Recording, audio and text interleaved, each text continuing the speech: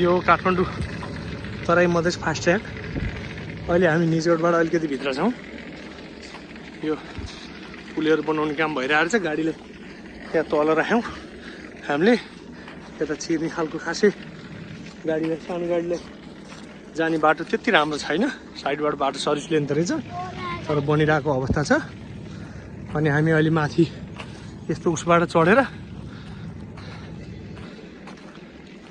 फास्ट्यागपट्टि आइरहेछौँ। अब यहाँ के भन्छन् थाहा छैन, जान दिन्छन् दिँदैनन् थाहा छैन। प्रयास गर्दैछौँ, यता हेर्ने प्रयास गर्दैछौँ। गाडी आइरहेछ, यहाँ चलिरहेछ। यहाँभित्रको कामको लागि जम्मै त्यसको लागि रेडी छ, रेडी पोजिसनमा छ। साइडमा यो ढलेहरूको चाहिँ कामहरू भइरहेको रहेछ अहिले।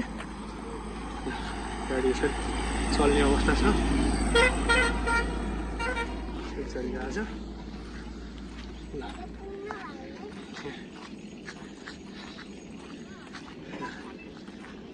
सब बिचमा यस्तो काम भइरहेछ।